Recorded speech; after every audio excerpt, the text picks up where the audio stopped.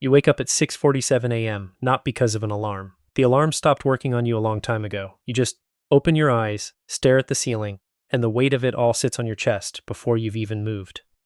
The ceiling has a water stain shaped like nothing in particular. You've been staring at it for 3 weeks. This is your new apartment. 42 square meters. 3rd floor. The elevator doesn't work, and your neighbor plays bass guitar at 11 p.m. You signed a 12-month lease. You sit up. The mattress is on the floor because the bed frame you ordered still hasn't arrived. You check your phone. No messages. You set it face down on the carpet and stare at your hands. You are 34 years old. You stand up and walk to the bathroom.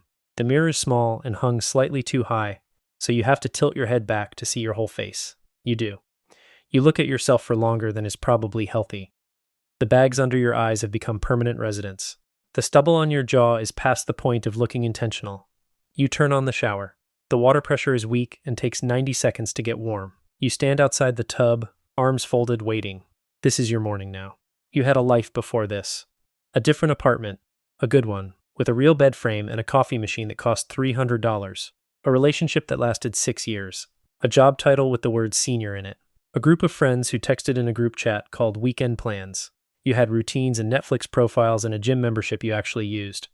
And then, methodically, over about 18 months, you lost almost all of it. The job went first, restructuring your entire department.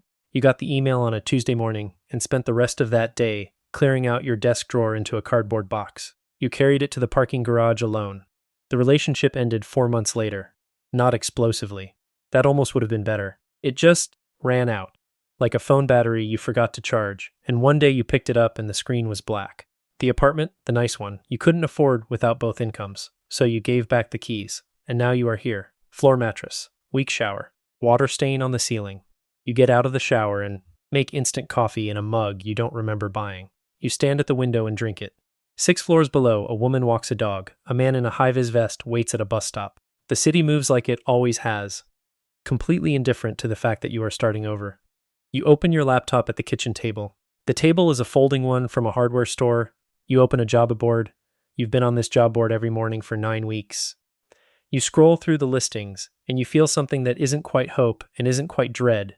It's something blunted, a kind of gray awareness.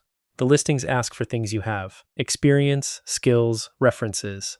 They also ask for things that feel like they're aimed at someone 10 years younger. Dynamic team player, comfortable in a fast-paced startup environment, passionate about disrupting the industry. You are not passionate about disrupting anything. You are passionate about having health insurance again. You apply to 3 positions. The cover letters are competent and hollow, and you know it. You close the laptop, you get dressed. Dark jeans, gray hoodie. The unofficial uniform of a man who has stopped performing ambition for the time being. You grab your keys, your transit card, and your phone. You have a coffee meeting today. Not a date, not an interview. Just a coffee meeting with an old colleague named Marcus who reached out and said he might know of something.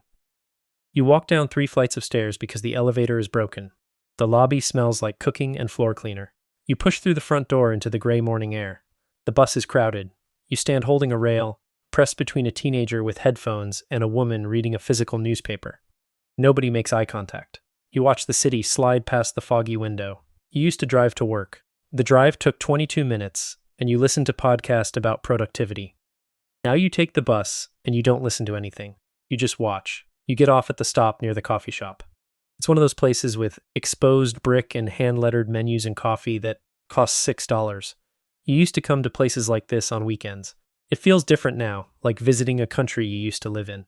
Marcus is already there. He's a normie. Clean-cut blazer, the kind of person who sends emails with action items and schedules things 2 weeks in advance. He waves at you from a corner table. You wave back. You order a black coffee at the counter and take a breath before you walk over. The conversation is warm and slightly uncomfortable in the way that all conversations are when one person is clearly doing better than the other.